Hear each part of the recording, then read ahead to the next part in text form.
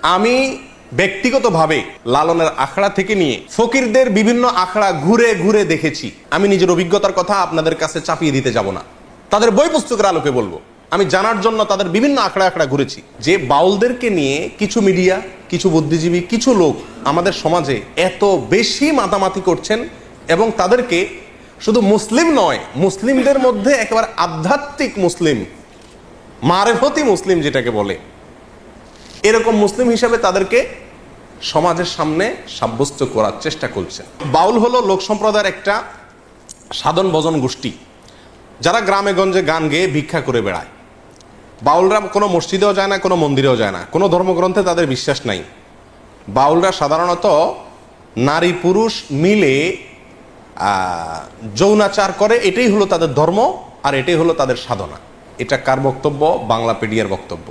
Doctor Ahmad শরীফের বইতে বলা আছে বাউলদের মূলত যে সাধনা, এদের কর্মকাণ্ড, এই সবগুলাই হলো মূলত যৌনাচার। বাস, যে বাউল এটা আলাদা একটা ধর্ম এবং সেই ধর্মটার স্বরূপ কি এদের কখনো কখনো দেখা যাবে নাস্তিকদের সাথে মিলে, কখনো কখনো দেখা যাবে আপনার মুশরিকদের সাথে মিলে, কখনো কখনো দেখা যাবে যে মুসলিমদের সুরে তারা কথা বলে, জগা খিচুড়ি টাইপ। একটু আগে বলছিলাম যে বাউলদের মূল কাজ হলো যৌনাচারের মাধ্যমে ইবাদত করা, উপাসনা করা। কিরকম যৌনাচারের মাধ্যমে ইবাদত করা, উপাসনা করা? বাউলদের সমস্ত কর্মকাণ্ড হলো দেহকেন্দ্রিক, নিজের দেহকেন্দ্রিক। মাথা থেকে পা পর্যন্ত যে দেহটা আছে না, এই দেহটা নিয়েই সমস্ত ইবাদত বন্দেগী। মসজিদ না, মাদ্রাসা না, কোরআন না, হাদিস না, হজ না, জাকাত না, রোজা না, নামাজ না, কিচ্ছু না। সমস্ত ইবাদত বন্দেগী, সমস্ত সাধনা, সমস্ত ইবাদত উপাসনা সবকিছু হলো এই দেহকে কেন্দ্র করে। প্রত্যেক বাউলদেরই কমপক্ষে একজন সাধন সঙ্গিনী থাকে, মহিলা, যার সঙ্গে বিয়ে হওয়া জরুরি না, আরেকজনের বউ হতে পারে। আমি বলতেছি না, তাদের বই পুস্তকের কথা। পরকীয়া তাদের ধর্মে বৈধ, গাঁজা পান করা তাদের সাধনায় বৈধ। বাউল ধর্মে পরকীয়া প্রেম জায়েজ আছে। আল্লাহর কসম, আমি নিজে যাচাই করে যশোরের এক গ্রামে গিয়ে সন্ধান পাইছি যে এখানে, এমনি অন্য কাজে গেছি, পরে শুনছি যে এখানে আপনার ফকিরদের আখড়া আছে। তো আমি দেখতে গেছি, একদিন না কয়েকদিন। আমাদের সমাজে বাউল বা ফকির এই নামে এক শ্রেণীর লোক আছে। তো এই বাউলদের সম্পর্কে আমাদের অনেকের পরিপূর্ণ ধারণা নাই যে এদের ধর্ম আসলে কি, এরা কি মুসলিম কি না। সাধারণত আমাদের সমাজের মানুষ জানে বাউলরা সবাই কি মুসলিম। শুধু মুসলিমই না, আমাদের সমাজের একটা বিশেষ শ্রেণী চেষ্টা করে এই বাউলদেরকে মুসলিমদের খুব আফার ক্লাসের, একেবারে গোড়ার মুসলিম হিসাবে প্রমাণ করার। এবং সেজন্য আপনারা জানেন বাউলদের যে গানগুলো আছে, বাউল গান আছে না, এই বাউলদের গান কবিতাগুলোর মধ্যে প্রচুর পরিমাণ আরবি শব্দের ব্যবহার আছে। ইসলামের অনেক পরিভাষা সেখানে ব্যবহার করা হয়েছে। আর এটা দেখে আমরা অনেকেই তাদেরকে মুসলিম হিসাবে মনে করি। এবং শুধু মুসলিমই নয়, মুসলিমদের মধ্যে একেবারে আধ্যাত্মিক মুসলিম, আধ্যাত্মিক একেবারে মুসলিমদের মানে একেবারে গোড়ার গভীরের মুসলিম, এটা আমাদের সমাজের একটা শ্রেণীর লোক বাউলদেরকে মনে করেন। এবং শুধু তাই নয়, এই বাউলদেরকে মনে করা হয় এরা বিরাট বড় ওলি, এক একজন আল্লাহর অনেক বড় কি ওলি। বাউলদের মধ্যে সবচাইতে আলোচিত ব্যক্তি হলেন লালন শাহ। এই লালন শাহ, যে তাকে যেখানে মাটি দেওয়া আছে কুষ্টিয়ার, এই জায়গাটাকে একসময় বলা হতো লালনের আখড়া। এরপরে ওই আখড়া না বলে ওটার নাম পরিবর্তন করে এখন বলা হচ্ছে ওইটাকে লালনের মাজার। কি বলা হয় এখন? মাজার, ইসলামী পরিভাষা। এবং এই আখড়ায় সর্বকালে গাঞ্জা টাঞ্জা খাওয়া হইতো। এখন দেশের অনেক মানুষ সেখানে মান্নত করে, সিন্নি দেয়, ইত্যাদি ইত্যাদি করে। প্রিয়দিনী ভাইরা, বিশেষ করে দক্ষিণাঞ্চলে কুষ্টিয়া, যশোর, মেহেরপুর, চুয়াডাঙ্গা, ঝিনাইদহ এই সমস্ত এলাকাতে একটু বেশি, অন্যান্য এলাকাতেও আছে। অনেক গ্রামাঞ্চলে মানুষ এই বাউল ফকির যারা, তাদের কাছে যায়, বাচ্চা কাচ্চার অসুস্থ হলে, কোনো অসুবিধায় পড়লে তাদের কাছ থেকে বিভিন্ন পড়া টড়া নিয়ে আসে। যায় কি যায় না? শুধু তাই নয়, বাউলদের বিভিন্ন গানকে আমাদের দেশের বিভিন্ন পাঠ্যপুস্তকে বাচ্চাদেরকে পড়ানো হয়, সেখানে পাঠ্যপুস্তকের অন্তর্ভুক্ত করে বাচ্চাদেরকে পড়ানো হয় বাউল গান।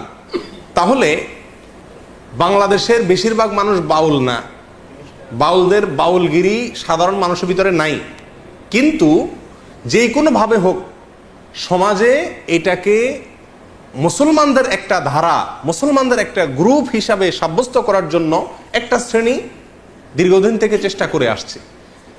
শুধু তাই নয়, আপনারা অনেকেই হয়তো জেনে থাকবেন, ভারতের কলকাতার পশ্চিমবঙ্গের একজন বড় উপন্যাসিক সুনীল গঙ্গোপাধ্যায়, তিনি লালনকে কেন্দ্র করে লালনের জীবনের উপর একটা উপন্যাস লিখেছেন। সে উপন্যাসটার নাম হলো মনের মানুষ। এই মনের মানুষ উপন্যাসটা, এটার আলোকে এটাকে স্ক্রিপ্ট হিসাবে নিয়ে একটা সিনেমা তৈরি করা হয়েছে কয়েক বছর আগে। সিনেমার নামও কি? মনের মানুষ। এই সিনেমাটা, এই ফিল্মটা তৈরি করেছেন, এটার পরিচালনা করেছেন কলকাতার গৌতম ঘোষ, এবং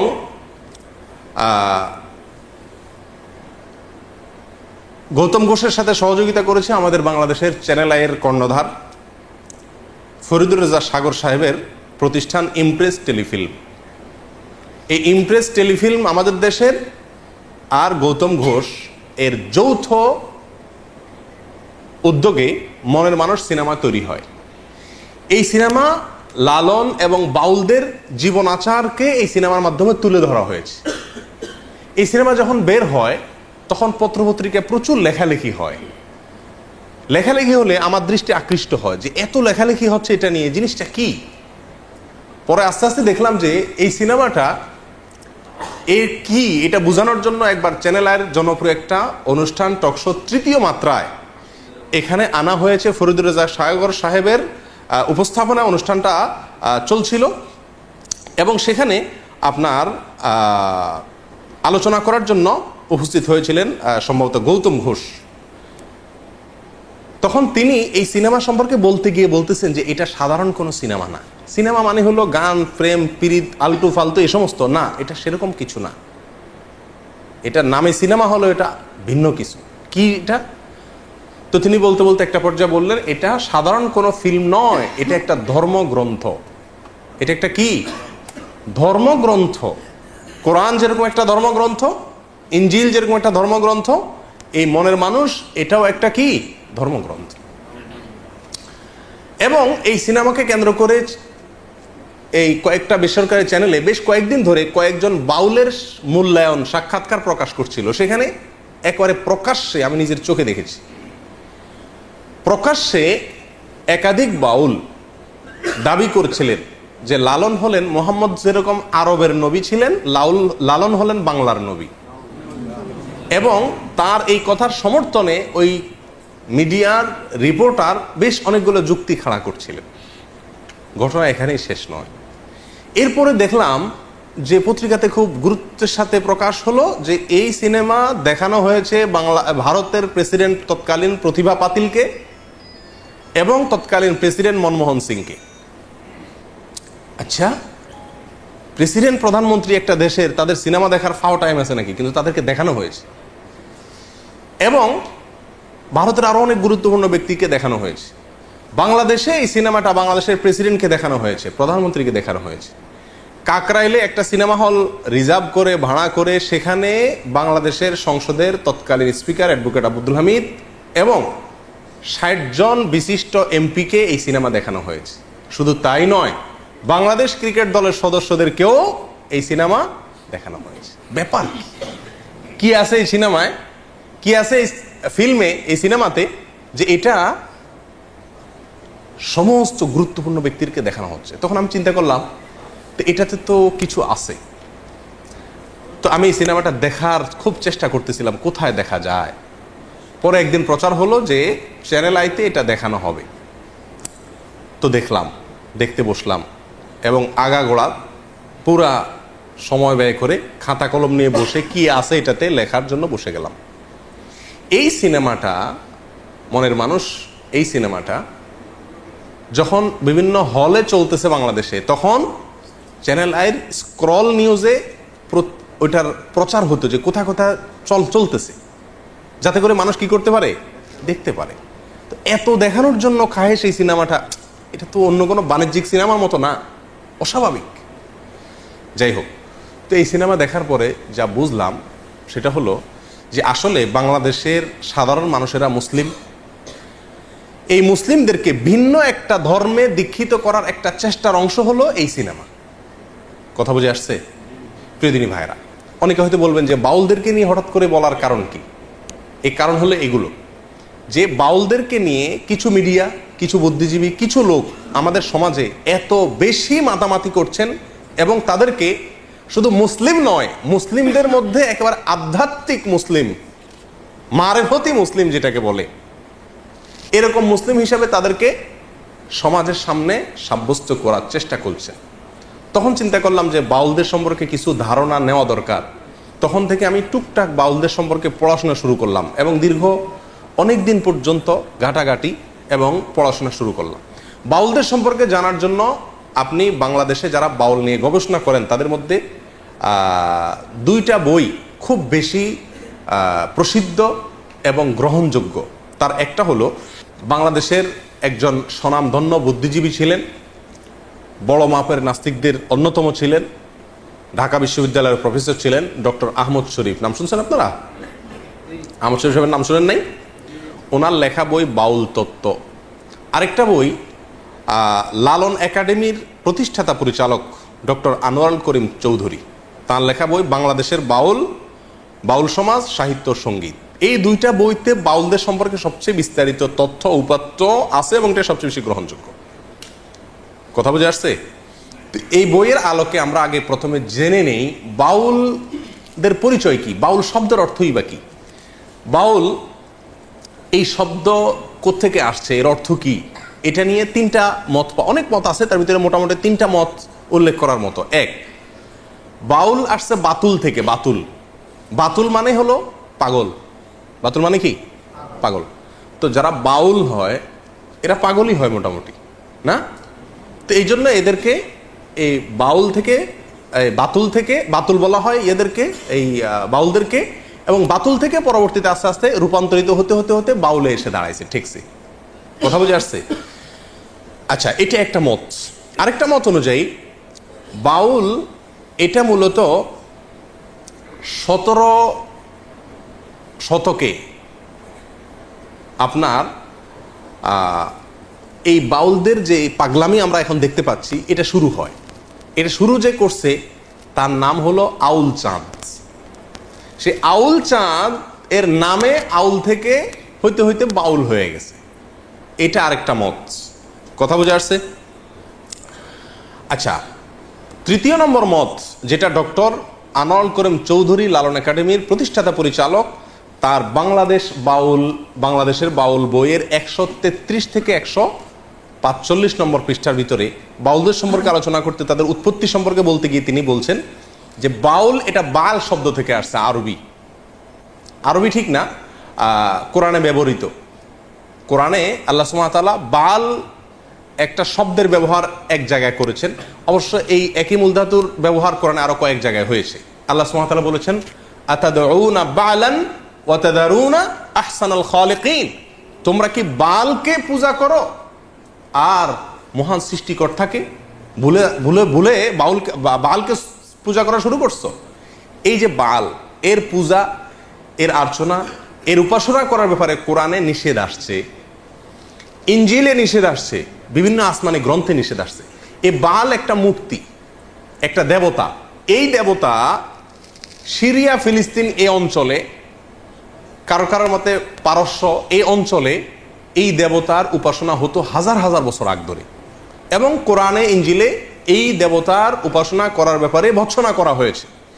এ বাল দেবতা সম্পর্কে এ বাংলাদেশের বাউল বইয়ে ডক্টর আনোয়ারুল করিম চৌধুরী, লালন একাডেমির প্রতিষ্ঠাতা পরিচালক, বাউলদের সম্পর্কে যার কথা সবচেয়ে বেশি গ্রহণযোগ্য হয় তাদের মধ্যে একজন অন্যতম, তিনি বলেছেন যে মূলত যেই বাল মূর্তিকে পূজা করত সেই হাজার হাজার বছর আগে, ইসলামেরও আগের মুশরিকেরা সেই বালটা ছিল প্রজনন দেবতা।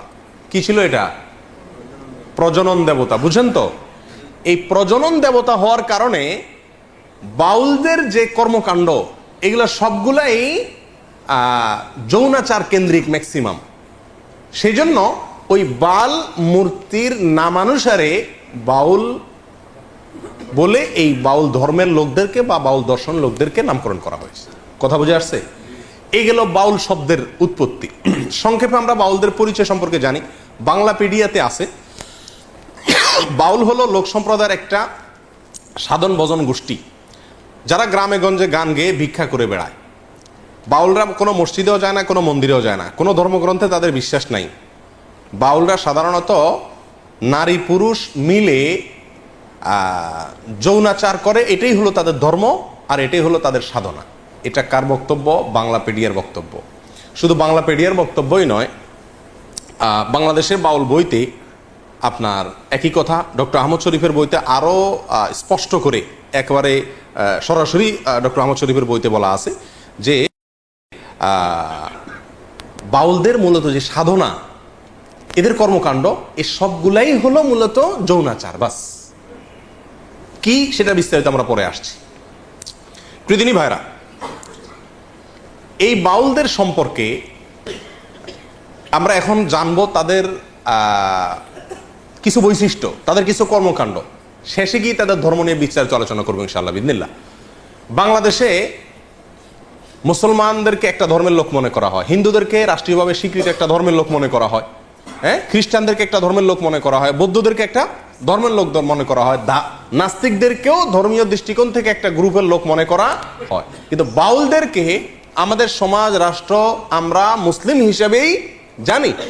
কিন্তু আজকের আলোচনা থেকে আপনি পরিষ্কার হয়ে যাবেন যে বাউল এটা আলাদা একটা ধর্ম, এবং সেই ধর্মটার স্বরূপ কি এদের কখনো কখনো দেখা যাবে নাস্তিকদের সাথে মিলে, কখনো কখনো দেখা যাবে আপনার মুশরিকদের সাথে মিলে, কখনো কখনো দেখা যাবে যে মুসলিমদের সুরে তারা কথা বলে, জগা খিচুড়ি টাইপ। যাই হোক, বাউলদের যে সাধনা, আসেন তাদের কাজ কি, এই কাজ সম্পর্কে একটু জানার চেষ্টা করি। একটু আগে বলছিলাম যে বাউলদের মূল কাজ হলো যৌনাচারের মাধ্যমে ইবাদত করা, উপাসনা করা। কিরকম যৌনাচারের মাধ্যমে ইবাদত করা, উপাসনা করা? বাউলদের সমস্ত কর্মকাণ্ড হলো দেহ কেন্দ্রিক, নিজের দেহ কেন্দ্রিক। মাথা থেকে পা পর্যন্ত যে দেহটা আছে না, এই দেহটা নিয়েই সমস্ত ইবাদত বন্দেগী। মসজিদ না, মাদ্রাসা না, কোরআন না, হাদিস না, হজ না, জাকাত না, রোজা না, নামাজ না, কিচ্ছু না। সমস্ত ইবাদত বন্দেগী, সমস্ত সাধনা, সমস্ত ইবাদত উপাসনা সবকিছু হলো এই দেহকে কেন্দ্র করে। কথা বুঝে আসছে? এবং তারা বলে যে দেহই হলো পরম সম্পদ, আর দেহেই সৃষ্টিকর্তা আছে। দেহেই কি আছে? সৃষ্টিকর্তা আছে। ডক্টর আহমদ শরীফের হুবহু তার ভাষা হলো এরকম, কামাচার বা মিথুনাত্মক যোগ সাধনাই হলো বাউল পদ্ধতি। এবং এই দেহকে কিভাবে তারা সাধনা করে তার একটা স্বরূপ আসছে এই বইগুলাতে। যেমন বাউলরা আপনার তাদের একাধিক সেবা দাসী থাকে, কম বয়সী মেয়ে থাকে, এবং প্রত্যেক বাউলদেরই কমপক্ষে একজন সাধন সঙ্গিনী থাকে, মহিলা, যার সঙ্গে বিয়ে হওয়া জরুরি না, আরেকজনের বউ হতে পারে। আমি বলতেছি না, তাদের বই পুস্তকের কথা। পরকীয়া তাদের ধর্মে বৈধ, গাঁজা পান করা তাদের সাধনায় বৈধ। তো এই বাউলরা তাদের সাধনার পদ্ধতি হলো, একজন ব্যক্তি পুরুষে সাধনা করে, তার জন্য একটা মহিলা লাগে, এবং তারা মনে করে এই সাধনাটা কখন হয়? যখন এই পুরুষ এবং মহিলা ব্যভিচারে লিপ্ত হয় এবং তাদের অর্গাজম হয়, ঠিক ওই সময় নাকি সৃষ্টিকর্তা হাজির হয়ে যায়। বুঝে আসছে কথা? বাস, যত বেশি এটা করতে পারবে তত বেশি সে কি পারবে, সে সাধনা করতে করতে একেবারে সফল হয়ে যাবে। সিদ্ধ পুরুষ বলে তারা, সফল পুরুষ হয়ে যেতে পারবে যত বেশি সে এই যৌনাচার করতে পারবে এবং দেহ নিয়ে তথাকথিত সাধনা করতে পারবে। বাউলদের অনেক গান আছে যে গানের অর্থ আমরা জানি না। এদের একটা রহস্যের বিষয় হলো, এরা বলে একটা, উদ্দেশ্য না আরেকটা। আরবিতে এটাকে ইস্তেআরা বলে। বুঝে আসছে কথা? শব্দ বলে একটা, উদ্দেশ্য আরেকটা, খুব কৌশলে। সাধারণ পাবলিক বুঝতে পারে না। অনেক গান আছে আমরা এটাকে আধ্যাত্মিক মনে করি, অনেকে খুব গায়, টেলিভিশনে প্রচার হয়, আমরাও খুব গাই অনেকে, কিন্তু জানি না এই গানের অর্থ কি। তার ভিতরে এক দুটো আপনাদের দেখাচ্ছি। বাড়ির পাশে আরশিনগর, সেটা এক পড়শি বসত করে, আমি একদিনও না দেখিলাম তারে। এই গান শুনছেন আপনারা? এই গান সম্পর্কে বাংলাদেশের বাউল বইতে আমার কথা হলে বলতেন যে আপনি মৌলবী মানুষ, আপনি তাদের বিরুদ্ধে বলবেন। আমার কথা না, বাংলাদেশে কোনো মৌলবীর কথা না, বাউলদের মানে পৃষ্ঠপোষক বলা যেতে পারে লালন একাডেমির পরিচালক ডক্টর চৌধুরী তার বাংলাদেশের বাউল বইতে বলতেছেন যে এই গানটাকে আমাদের দেশে মানুষ অনেক উচ্চ মার্গের আধ্যাত্মিক গান মনে করলেও এই গানে যা বলা আছে সেটা নিছক যৌনতা, যৌনতার বিভিন্ন কথাকে ইশারা ইঙ্গিতে বোঝানো হয়েছে। কথা আমার না, কথা ডক্টর চৌধুরীর। এবং 368 থেকে 369 নম্বর পৃষ্ঠায় এই গানের বিশ্লেষণ সেই বইতে আছে, কেউ দেখে নিতে পারেন। আচ্ছা, লালনের আরো বহু গান আছে, মানে আমি প্রায় সবগুলো কবিতা পড়ার চেষ্টা করছি আজ অনেক দিন থেকে, প্রায় 1.5 বছর থেকে চেষ্টা করতেছি নিয়ে পড়াশোনা করতে। তো যতগুলো গান আমার চোখে পড়ছে, যতগুলো কবিতা চোখে পড়ছে, তার বেশিরভাগ কবিতার সার মর্ম হলো যৌনতা, কিভাবে যৌনতা করবে, কিভাবে সাধন করবে, এগুলা পদ্ধতি বাস। আরেকটা কবিতা শুনেন, আমি কি সন্ধানে যাই সেখানে, মনের মানুষ যেখানে, আধার গড়ে জ্বলছে বাতি দিবারাতি নাই সেখানে, যেতে পথে কাম নদীতে। যারা বাংলা বুঝেন তাদেরকে ব্যাখ্যা করার দরকার নাই, কাম শব্দের অর্থ জানেন আপনারা শুদ্ধ বাংলায়? যেতে পথে কাম নদীতে, পাড়ি দিতে ত্রিবেণে, কত ধনির ধারা যাচ্ছে মারা, পইড়ে নদীর তোর তুফানে, রসিক যারা চতুর তারাই নদীর ধারা চিনে, উজান্তরি যাচ্ছে বে তারাই স্বরূপ সাধন জানে। মনে হয় যে নদীর ঢেউটো বলা হচ্ছে, জি না। বিশ্বাস করেন এমন কিছু ব্যাখ্যা আছে এই সমস্ত গানের যেগুলো আমি আপনাদের সামনে খুলে বলতে পারবো না, আপনাদেরকে বুঝে নিতে হবে। আরেকটা গান আছে খুব জনপ্রিয়, আফসোসের বিষয়, বাংলাদেশের ক্লাস 9-এর শিক্ষার্থীদেরকে পড়ানো হয়, সিলেবাসের অন্তর্ভুক্ত। এই গানটা আমরা অনেকেই জানি এবং বলি নিজেরা। সেটা কি? সময় গেলে সাধন হবে না। এই গানটা জানেন আপনারা? শুনছেন এই গানটা? সময় গেলে সাধন হবে না। এই গানটার অর্থ ব্যাখ্যা এত নোংরা, এত নিকৃষ্ট, বিশ্বাস করেন যদি সেটা বলতে যাই তো মানে সোজা কথা আমাকে চরম নির্লজ্জ হতে হবে, এটা আমার দ্বারা সম্ভব না, আমি খুলে আপনাকে বলতে পারবো না এই গানের পুরো ব্যাখ্যা, তবে কিছু ইঙ্গিত দিব। শুনেন পুরো গানটা, শুনেন কবিতাটা শুনেন।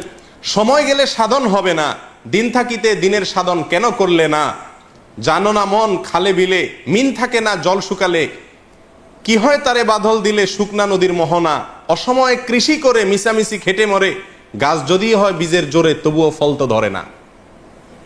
এই গানের খোলাসা কথা আমি আপনাদেরকে বলি,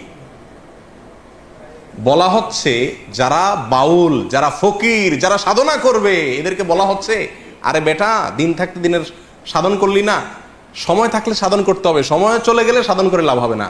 সময়টা কি? মেয়েদের ঋতুস্রাব, এর আগের সময়টাকে বোঝানো হচ্ছে। ঋতুস্রাবের আগের মুহূর্তে সাধন করতে হবে, ঋতুস্রাব হয়ে গেলে, মাসিক হয়ে গেলে তখন সাধন করলে আর কাজ হবে না। এ হলো খোলাসা কথা, আর এর চেয়ে বেশি আমি আপনাকে ব্যাখ্যা করে বলতে পারছি না। এখানে এই গানে যে এই কথাটা বোঝানো হয়েছে, এটা তো আমি দাবি করতেছি মৌলবী না, এটা বাউলদের বক্তব্য, তারাই বলতেছে যে এই গানের এই ব্যাখ্যা। রেফারেন্স নেবেন, একটা একটা করে নেন। এই গানের সময়, সাধন, মিন, বীজ, কৃষি এসব শব্দ যৌনকর্ম সংশ্লিষ্ট বিভিন্ন পরিভাষা। লালন গবেষক নেয়ামত আলী এবং বাংলাদেশের নেয়ামত আলী বলেছেন, এটা আমার বক্তব্য না, লালন গবেষক বলতেছেন যে এই শব্দগুলো দ্বারা বিভিন্ন যৌন কর্মের বিভিন্ন মুহূর্ত, বিভিন্ন সময়, বিভিন্ন পরিভাষাকে বোঝানো হয়েছে। আর বাংলাদেশের বাউল বইতে 357 নম্বর পৃষ্ঠায় এই একই কথা বলা হয়েছে যে এই গানটা অনেকে মনে করে আধ্যাত্মিক গান, সময় গেলে সাধন হবে না, মানে আল্লাহর যাওয়ার জন্য এবার বন্দি করতে বলতেছে না, এখানে সেক্স করতে বলতেছে, যৌনচার করতে বলা হচ্ছে, জেনা করতে বলা হচ্ছে, এবং তার সময় বলা হচ্ছে কখন করতে হবে কখন করা যাবে না। আর এটাই খুব পরম, এটা ক্লাস 9-এ বাচ্চাদেরকে পড়ানো হয় আমাদের দেশে। এবং বাউল লালন পরিভাষা নামে একটা বই আছে, এই বইয়ের 80 নম্বর পৃষ্ঠায় এই গানের একই ব্যাখ্যা করা হয়েছে যে এটা পুরাটা যৌনতার কথা, কিন্তু আমরা সাধারণ মানুষ হয়তো জানিও না। আসেন সামনে। বাউল সাধনা সম্পর্কে আমাকে মাফ করবেন, এমন কিছু কর্মকাণ্ড তাদের আছে যেগুলো আমি না বললে আপনারা বুঝবেন না, বলতে হবে, আমাকে একটু বেহায়া হতে হবে। আমাদের দেশে মানুষ জানে না, অনেকে ম্যাক্সিমাম লোক। আমি ব্যক্তিগতভাবে লালনের আখড়া থেকে নিয়ে ফকিরদের বিভিন্ন আখড়া ঘুরে ঘুরে দেখেছি। আমি নিজের অভিজ্ঞতার কথা আপনাদের কাছে চাপিয়ে দিতে যাব না, তাদের বই পুস্তকের আলোকে বলবো। আমি জানার জন্য তাদের বিভিন্ন আখড়া আখড়া ঘুরেছি। এইবার দেশে গিয়ে আমি কুষ্টিয়াতে গেছি। আমার উদ্দেশ্য ছিল লালনের আখড়া যাওয়া, দেখা সেখানে, এবং শুধু শোনা কথা বা পড়া কথারও বিশ্বাস না করে নিজে চোখে দেখা। তাদের আখড়া যদি কেউ যেয়ে থাকেন, ফকিরদের তারা তথাকথিত জিকির করে যেগুলাতে, এগুলোতে আপনারা দেখবেন পুরুষের সাথে একজন নারী লাগে, অন্ধকার হইতে হয়, এবং গাঁজা তো প্রয়োজনই হয়, এবং বাকি কি কাজগুলো হয় সেগুলো বই থেকে শুনেন, আমার অভিজ্ঞতা থেকে না শুনে। দেখুন, বাউল ধর্মে পরকীয়া প্রেম জায়েজ আছে। আল্লাহর কসম, আমি নিজে যাচাই করে যশোরের এক গ্রামে গিয়ে সন্ধান পাইছি যে এখানে, এমনি অন্য কাজে গেছি, পরে শুনছি যে এখানে আপনার ফকিরদের আখড়া আছে। তো আমি দেখতে গেছি, একদিন না কয়েকদিন পরে জানতে পারছি যে এক মহিলা আছে, তার স্বামীও আছে, কিন্তু সবাই জানে এই মহিলা সারাদিনই জেনা করে তার ওই সাধন সঙ্গীর সাথে, বাউলদের সাথে। এবং কোন কোন মহিলার তো সংসার শেষ, আবার অনেক পুরুষও করে যারা বাউল। এটা তাদের ধর্মের গুরুত্বপূর্ণ কাজ, জেনা করা। সারাদিন জেনাটাই ইবাদত বাস। এবং জেনার মানে মূল মুহূর্ত যেটা, সেই মুহূর্তেই নাকি স্রষ্টা হাজির হয়ে যায়। প্রিয়দিনী ভাইরা, বাউলরা মনে করে, আপনারা হয়তো অনেকে প্রথম শুনছেন, শুনে রাখেন, বাউলদের দৃষ্টিতে মানুষের শরীরের বিভিন্ন রোগ বালায় বারো হওয়ার জন্য একটা বিরাট বড় ওষুধ হলো মেয়েদের রজ পান করা।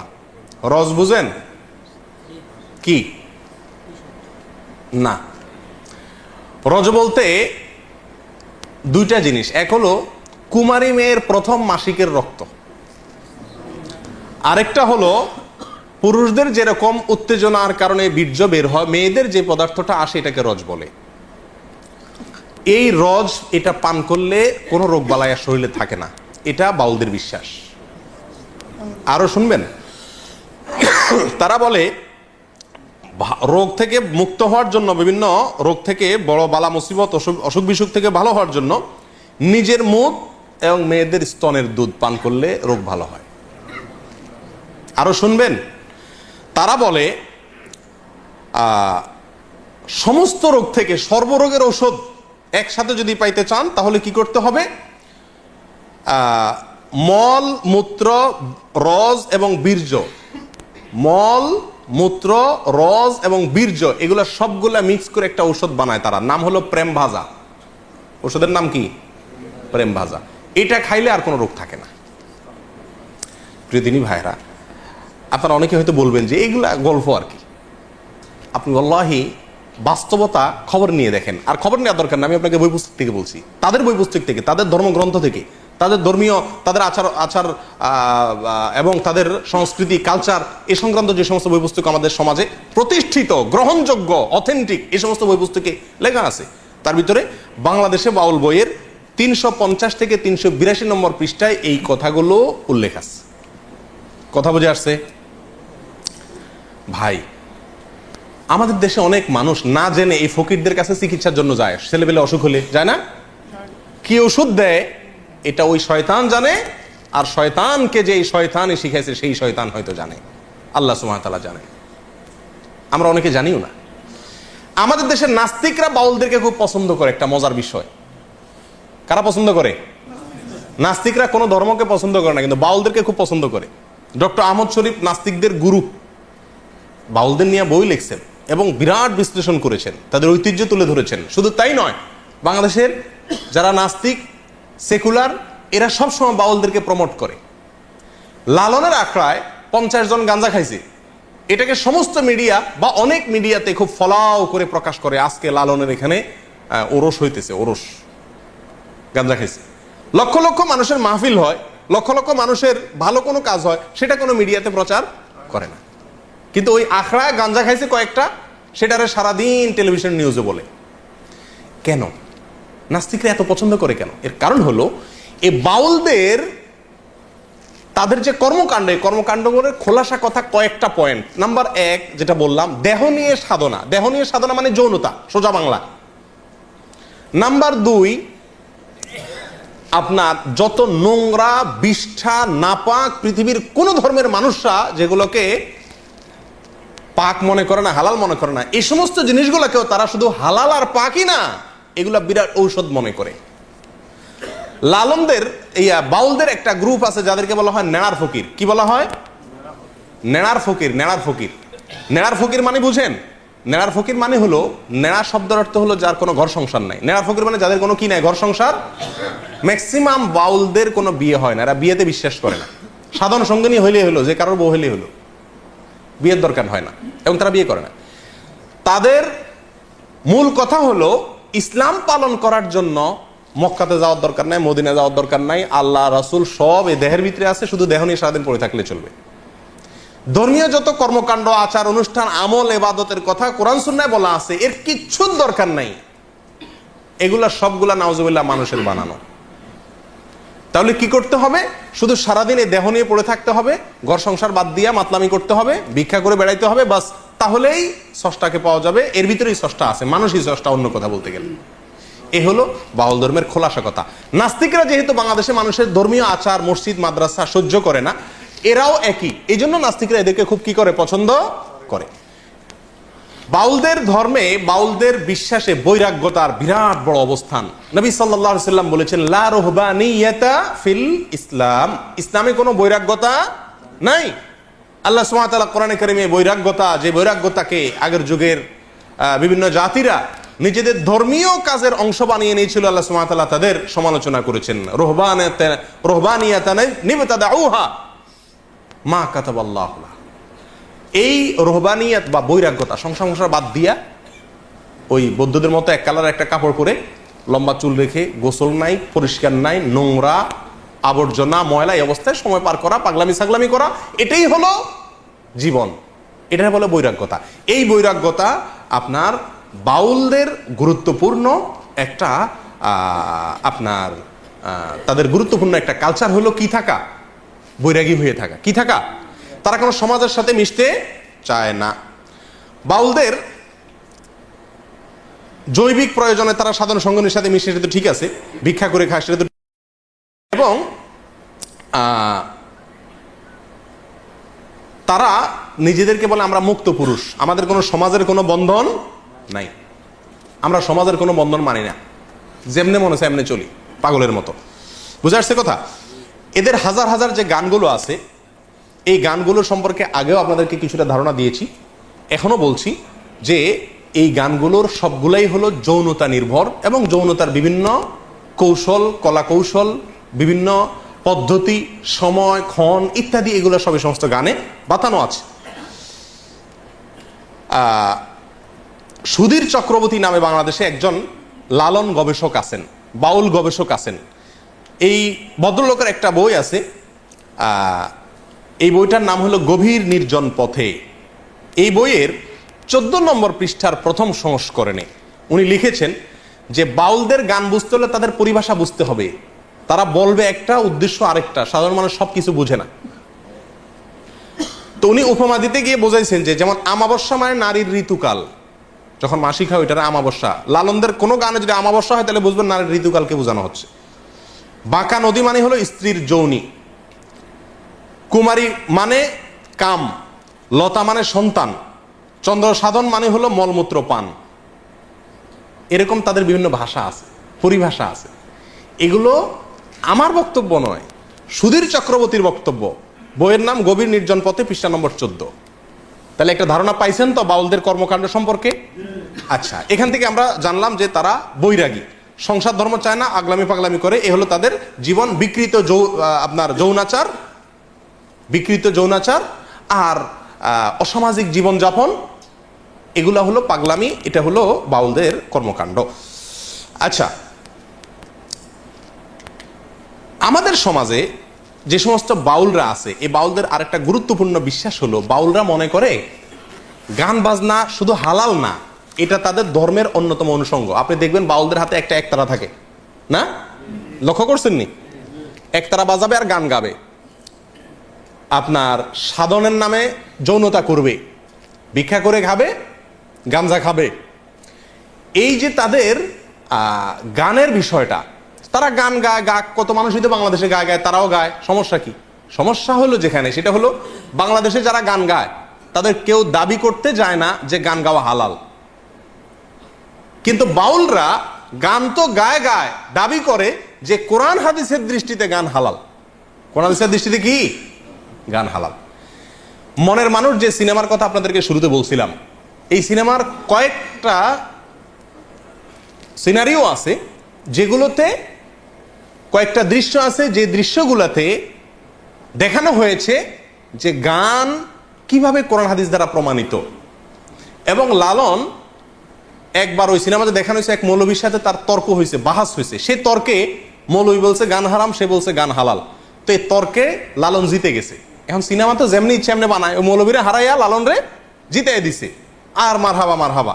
তাহলে গান হালাল। এই মৌলবীরা বলে গান হারাম, বাদ্য হারাম, এগুলো সব মূর্খ, কিচ্ছু জানে না। লালনের একটা গান শুনেন, লালন বলেন গান হালাল হওয়া সম্পর্কে লালন বলে, আকাশটা কাঁপছিল কেন, জমিনটা নাচছিল কেন, বড় পীর ঘামছিল কেন, যেই দিন খাজা গান গেয়েছিল, সেই বড় পীর ঘামছিল কেন, সেই দিন খাজা গান গেয়েছিল, যেই দিন আল্লাহ রাসূলের গান, পীর আউলিয়ার শান, যারা বলে গান হারাম জ্ঞানহীন। কার এটা? লালন সাহেবের। লালন ফকির বলতেছেন যারা বলে গান হারাম, এই মৌলভী সাহেবরা সব কি ব্যাককল, জ্ঞানহীন। উনি হলেন সবচেয়ে বড় আলেম, উনি ফতুয়া দিচ্ছেন যে এটা পীর আউলিয়ার শান, আল্লাহ রাসূলের গান। বুঝে আসছে কথা? প্রিয়দিনী ভাইরা, এরা গানকে হালাল করে এবং গান বাজনাই এদের সারাদিন এ জিকির, সাধনা, ভজন সাধন এদের। আচ্ছা, এবার আসেন এদের সম্পর্কে আরেকটু ধারণা নেই আমরা, তাদের ধর্ম সম্পর্কে। এবার গোড়ায় চলে যায় ডাইরেক্ট, তাদের ধর্ম সম্পর্কে। লালনদের ধর্ম আসলে কি, বা এই বাউলদের ধর্ম আসলে কি? বলছিলাম আগেই, এদেরকে মুসলিম হিসাবে সাব্যস্ত করার একটা অপচেষ্টা চালানো হয়।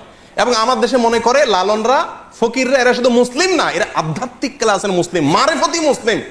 আর বাকিদেরকে বলে শরীয়তের মুসলিম। তারা হলো কিসের মুসলিম? মারেফতের, তলে তলে মুসলমান, উর্ফে কিছু নেই, সব ভিতরে। এদের মুসলমান সব কি ভিতরে। আমার এক ওস্তাদ ছিলেন খুলনাতে, তিনি একবার বলেন যে আমি একবার রাস্তা দিয়ে যাচ্ছি, তো দেখি এক ন্যাংটা এক বেড়া, এই বাউল, লম্বা চুল, পাগল, এর পিছে মানুষ ঘুরতেছে। তো আমি বললাম যে ভাই, তোমাদের কি মাথা নষ্ট হয়েছে? এই ন্যাংটা বেড়ার পিছে ঘুরার মানেটা কি? এটা বেহায়া একটা পাগল, এর পিছে ঘুরার কি যুক্তি তোমাদের? এই বুঝি তোমাদের ধর্ম? আল্লাহ তোমাদের আকল বুদ্ধি কিছু দেয়নি। তো লোকজন বলতেছিল আমার ওস্তাদকে, বলে যে আরে হুজুর, এভাবে বলিয়েন না, কার ভিতরে কি আছে বলা যায় না, কার ভিতরে কি আছে বলা যায় না। আমার ওস্তাদ বলতেছেন যে আমি তখন বললাম, আরে বেটা পাগল, ওর ভিতরে যা ছিল সেটাও বাইর করে দিছে, কি আর থাকবে? যা একটু ছিল, কিছু তো নাই ওর ভিতরে, যা একটু ছিল সেটুকু বাইর করে দিছে, তুই কস ভিতরে কি আছে? আর কত নম্বরের পাগল? প্রিয়দিনী ভাইরা, এ হলো এদের জীবন আচার। এবার আসেন তাদের ধর্ম নিয়ে। দেখুন, তারা পাগলামি করে করুক, তারা মাতলামি করে করুক, তারা গাঞ্জা খায় খাক, তারা জেনা করে করুক, তারা গান বাজনাকে ধর্ম মনে করে করুক, তারা আরো কিছু করুক, শুধু বীর্জনা, পেশাব পায়খানা সারাদিন খাক, আমার কিছু আসে যায় না। আমার আসে যায় তখন যখন তারা এই কাজগুলোকে ইসলামের নামে করে এবং সমাজে জোরপূর্বক চাপিয়ে দেওয়ার চেষ্টা করা হয়, এটাকে ইসলাম হিসাবে সাব্যস্ত করার চেষ্টা করা হয়। প্রিয়দিনী ভাইরা, এদের ধর্ম সম্পর্কে অনেকেরই ধারণা নাই। আমি আগেই বলছি, আমরা অনেকে মুসলমান মনে করি। লালনের নিজের মুখেই শুনেন, আমরা সাধারণ মানুষ না জানলে কি হবে, যারা পণ্ডিত তারা ঠিকই জানে, নাস্তিকরা ঠিকই জানে যে লালনের ধর্ম কি ছিল, লালনের নিজের ধর্ম কি ছিল, এবং আপনার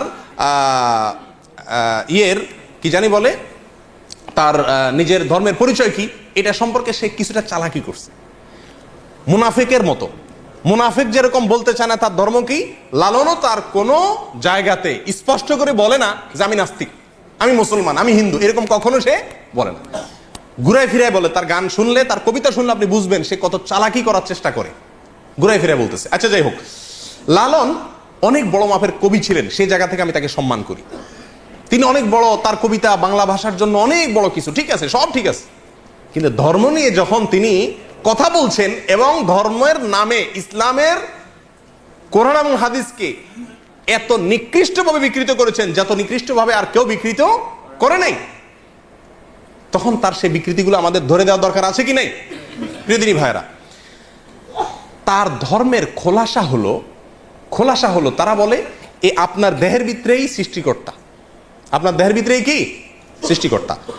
তার এক গানে মনসুর হাল্লাজের যে আনাল হক, আমি খোদা, আমি আল্লাহ, এই যে দাবি করছে মনসুর হাল্লাজ, আলেমরা তাকে মৃত্যুদণ্ডের নির্দেশ দিচ্ছেন, তার মৃত্যুদণ্ড হয়ে গেছে এই কুফরি কালামের কারণে। সেই কুফরি কালামটাই বিশ্বাস করে লালন। এবং একটা গান আছে বাউলদের, আপনারা জানেন, একবার আপনারে চিনিতে পারিলে রে যাবে অচেনা রে চেনা, একবার আপনারে চিনিতে পারিলে রে যাবে অচেনা রে চেনা, মানে নিজেরে চিন তাহলে অচেনারে অর্থাৎ আল্লাহরে চিনা যাবে। আল্লাহ, তুই নিজেরে চিনলে আল্লাহরে পেয়ে যাবি। আরবিতে একটা প্রবাদ আছে, নাউজুবিল্লাহ, অনেকে এটাকে হাদিস হিসাবে পেশ করে, সেটা হলো যে মান আরাফা নাফসাহু ফাকাদ আরাফা রব্বাহু। ওইটারই বাংলা অর্থ হলো এই কুফরি কালাম, অর্থাৎ যে ব্যক্তি নিজেকে চিনবে সে আল্লাহকে চিনে ফেলবে। এই কথা শুনতে ভালো শোনা যায়, কিন্তু উদ্দেশ্য হলো ওই নিজের ভিতরেই আল্লাহ আছে, বাইরে কোথাও যাওয়ার দরকার নাই। আচ্ছা, যাই হোক, এবার লালন নিজের যে কবিতার মাধ্যমে তার ধর্মের পরিচয় দিছে, আসেন তার মুখেই শুনি। সব লোকে কয় লালন কি জাত সংসারে, লালন বলে জাতের কি রূপ দেখলাম না এই নজরে, কেউ মালায় কেউ তসবি গলায়, হিন্দুরা মালায়, মুসলমানরা তসবি গলায়, কেউ মালায় কেউ তসবি গলায়, তাতেই যে জাত ভিন্ন বলায়, যাওয়া কিংবা আসার বেলায় জাতের চিহ্ন রয় কার রে, যদি সুন্নত দিলে হয় মুসলমান, নারীর তবে কি হয় বিধান, বামন চিনে পৈতা প্রমাণ, বামনি চিনে কিসে রে, লালন এমনই এক জাত, লালন এমনই জাত এক খানা। কি বুঝলেন? সে বলতে চাচ্ছে, এই গানের কবিতার খোলাসা কথা হলো যে মানুষ জাতের কথা কয়, কিসের জাত, কিসের ধর্ম আবার এই সমস্ত। আচ্ছা, সুন্নত দিলে মুসলমানই করাইলে, খাতনা করলে যদি মুসলমান হয়, তাহলে মহিলা যে খাতনা হয় না, হে কেমনে মুসলমান হয়? বামন, হিন্দুদের বামনের পৈতা লাগালে যদি কি হয়, সে বামন হয়, তা বামনই যে হে তো পৈতা লাগায় না, তাহলে হে কেমনে হিন্দু হয়? এগুলো কোনো কথা হলো নাকি? জাতের কথা কয়, আমি তো জাত তো কোনোদিন দেখলাম না, বুঝলাম না, এটা কোন ধরনের? লালন এমন এক জাত যে এর কিচ্ছু না। কথা বুঝতে পারছেন? এটার অর্থ হতে পারে তিনি নাস্তিক, তথাকথিত মানবতাবাদী। যাই হোক, তার আরেকটা গান শোনেন, কবিতা, কালী কৃষ্ণ গড খোদা কোনো নামে নাহি বাধা, কালী কৃষ্ণ গড খোদা, কারণ সবই তো নিজে, নাম যাই দেন দেন, সমস্যা নেই। কালী বললেও ঠিক আছে, কৃষ্ণও ঠিক আছে, গডও ঠিক আছে, খোদাও ঠিক আছে, কোনো নামে নাহি বাধা, মন কালী কৃষ্ণ গড খোদা বলো রে, মন রে বলতেছে, ও মন, তুই কালীও বল, কৃষ্ণ বল, গডও বল, খোদাও বল। কথা বুঝতে পারছেন? এ হলো বাউলদের ধর্ম। আচ্ছা, এরা কোনোদিন মসজিদে যায় না, ইতিহাসে কোনোদিন কোনো বাউলকে আপনারা ভুলেও কোনো মসজিদে, কোনো মন্দিরেও যায় না, মন্দিরেও যায় না, বরং প্রাতিষ্ঠানিক ধর্মাচরণের বিরুদ্ধে এরা সব সময় সোচ্চার। এরা বলে যে কোনো মসজিদ, মাদ্রাসা, কোরআন, হাদিস কিচ্ছু দরকার নাই, শুধু আইসা সারাদিন একতারা বাজাও বা লালনের গান গাও, যৌনতা করো, ভিক্ষা করো, গাঞ্জা খাও, এক কালার কাপড় পরে পাগলামি করো, ব্যাস তুমি সিদ্ধ পুরুষ হয়ে যাবা, তথাকথিত দেহনিয়া সাধনা করো। প্রিয় বন্ধুরা, তারা বলে, বাউলরা বলে যে কোনো তীর্থস্থানে যাইতে হবে না। এই যে আমরা মক্কায় আসি না, এটার বিরুদ্ধে লালন কবিতা লিখছে। মক্কা আসার দরকার নাই, মদিনা যাওয়ার দরকার নাই, সব মক্কা মদিনা কোথায় আছে? এই নিজের ভিতরে আছে। বুঝে আসছে কথা? দেখেন সে কি বলে, আছে আদি মক্কা এই মানব দেহে, আছে আদি মক্কা, আদি মক্কা মানে পুরান মক্কা, আসল মক্কা এই মানব দেহেই বলে কি আছে, আছে আদি মক্কা এই মানব দেহে, দেখলো না রে মন ভে, কেউ একটু এই মক্কাটা দেখলো না, সবাই কেন ওই মক্কায় ছুড়ে। হ্যাঁ, আছে আদি মক্কা এই মানব দেহে, দেখলো না রে মন ভে, দেশ দেশান্তরে দৌড়ে এবার মরিস কেন হাফি, এত কষ্ট করে কেন মক্কা যাস? 10 দুয়ারি মানুষ মক্কা, গুরুপদে ডুবে দেখগা, ধাক্কা সামলায় ফকির লালন বলে, সে যে গুপ্ত মক্কা আদি ইমাম সেই মেয়ে। কথা বুঝছেন তো? সব মক্কা কোথায় আছে? ভিতরে আছে, এই দুনিয়া ঘুরে ওখানে যাওয়ার একটা অনর্থক লালন বলে।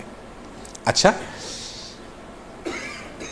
নাউজুবিল্লাহ, প্রত্যেক মানুষই সৃষ্টিকর্তা, প্রত্যেক মানুষই আল্লাহ।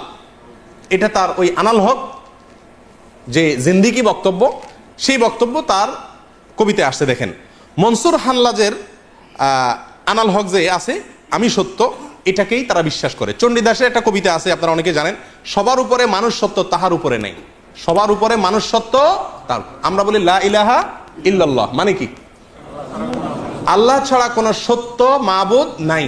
পৃথিবীতে সত্য যদি থাকে, আল্লাহর অস্তিত্বের উপরে কোনো সত্য আর নাই। সবচেয়ে বড় মহাসত্য হলো আল্লাহর অস্তিত্ব, না? আর এরা বলতেছে সবার উপরে মানুষ সত্য তাহার উপরে নাই। এসব গজল, এ সমস্ত গান, কবিতা অনেক সময় আমরা মজা করে বলি, জানি না এটার অর্থ কি। সবার উপরে মানুষ সত্য তাহার উপরে নাই, অর্থাৎ কি আল্লাহ, গড, এক এক ধর্মের মানুষ এক একটা বলে, নাউজুবিল্লাহ, এগুলো সবই বাতিল, কোনোটারই অস্তিত্ব নয়। আসলে হলো মানুষের অস্তিত্ব। মানুষই খোদা, মানুষই আল্লাহ, মানুষই মক্কা, মানুষই সব, ব্যাস, মানুষের সৃষ্টিকর্তা, নাউজুবিল্লাহ। এবং এই মানুষই যে সৃষ্টিকর্তা, এর সপক্ষে দেখেন কবিতা আছে লালনের, ও যার আপন খবর আপনার হয় না, একবার আপনারে চিনিতে পারিলে রে, যাবে অচেনারে চেনা, যাবে অচেনারে চেনা। লালনের গান, কবিতা। অর্থাৎ আপনারা চিনলেই অচেনারে চেনা যাবে, অর্থাৎ ওই সৃষ্টিকর্তা চেনা যাবে। আপনার ভিতরে, নিজের ভিতরে কি আছে? সৃষ্টিকর্তা আছে। যেই রূপের সাই বিরাজ করে দেহ ভুবনে, গুরুর দয়া যারে হয় সেই জানে, উপর নিচে সারি সারি 9.5 দরজা তারি, লালন কয় যেতে পারি কোন দরজা খুলে ঘরে। হ্যাঁ, এটা একটা যৌনতার গান। 9.5 দরজা বলতে মেয়েদের শরীরের 7টা অঙ্গকে বোঝানো হয়েছে, আমার বক্তব্য নয়। যে বইগুলো বলছে এই বইগুলোর বক্তব্য। কোরআন সুন্নাহ নিয়ে সন্দেহ, কোরআন নিয়ে সন্দেহ। লালনের কোরআন নিয়ে গান শুনেন আপনারা, মুসলমান মনে করেন, আধ্যাত্মিক পুরুষ মনে করেন, মারিফতের প্রাণ পুরুষ মনে করেন, সেখানে মাজার মনে করেন, সেখানে গিয়ে সিন্নি দেন, মান্নত করেন, তাকে মুসলমানদের একেবারে গোড়ার মুসলমান মনে করেন, খাঁটি ধার্মিক মনে করেন। কোরআন সম্পর্কে কি বলে সে দেখেন তার কবিতায়। সে বলে, কি কালাম পাঠালেন আমার সাই দয়াময়, এক এক দেশের এক এক ভাষা কয় খোদা পাঠায়, এক যুগে পাঠায় কালাম অন্য যুগে হয় কেন হারাম, এমনি দেখি ভিন্ন তামাম ভিন্ন দেখা যায়, যদি একই খোদার হয় রচনা। এই অংশ ভালো করে শুনেন, যদি একই খোদার হয় রচনা তাতে তো ভিন্ন থাকে না, মানুষের সকল রচনা তাতেই তো ভিন্ন হয়। নাউজুবিল্লাহ। কথা বুঝছেন? এই গানের কথা বুঝছেন? কি বুঝাতে চাইছে? বলে যে যুগে যুগে এক এক নবীর কাছে এক এক আসমানি কিতাব আসছে না, একটাতে হালাল বলা হয়েছে, আরেকটাতে বলা হয়েছে কি হারাম। তো সে বলতে চাচ্ছে যদি এক আল্লাহই পাঠাবে তাহলে সবগুলা কি হবে? একরকম হবে। একটাতে এক যুগে হালাল আর এক যুগে হারাম কেন হয়? কথা বুঝছেন? কত বড় মূর্খ একজন ডাক্তারও তো এক রুগীরে এক ওষুধ দেয় আবার চেঞ্জ করে দেয়। এই ওষুধ কয়দিন চলবে, এরপরে অন্য ওষুধ খাইতে হবে, ডাক্তার জানে, সময় অনুযায়ী পরিবর্তন হয়। আল্লাহ সুবহানাহু ওয়া তাআলা এক এক যুগে এক এক বিধান দিয়েছেন। লিকুল্লিন শিরআতুম মিনহাজা, প্রত্যেক নবীকে আল্লাহ তাআলা কি দিয়েছেন? আলাদা আলাদা শরীয়ত দিয়েছেন। সে বলতেছে এক এক নবীর এক এক বিধান কেন? যদি আল্লাহর হইতো তাহলে তো ভিন্ন হইতো না। এই জন্য সে বলতেছে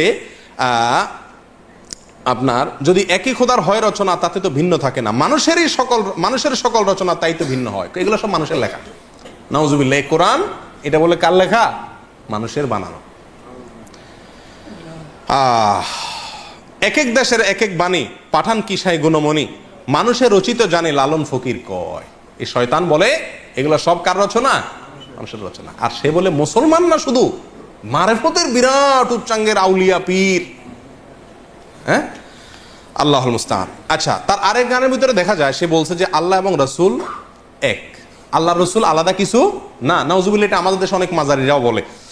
আল্লাহকে বুঝে তোমার অপর লীলা, আল্লাহ কে বুঝে তোমার অপর লীলা, কে বুঝে তোমার অপার লীলে, তুমি আপনি আল্লাহ ডাকো আল্লাহ, তুমি নুরি ছিলে ডিম্ব অবতরী, সাকারে সৃজন পড়লে ত্রিভুবন, আকারে চমৎকার ভাব দেখালে, নিরাকার নিগম ধ্বনি, তাও তো সত্য সবাই জানি, তুমি আগমের ফুল নিগমের রাসূল, আদমের ধরে জান হইলে, আত্মতত্ত্ব জানে যারা, সায়ের নিগুড় লীলা দেখছে তারা, নিরঞ্জন অকথ্য সাধন, লালন খুঁজে বেড়ায় বন জঙ্গলে।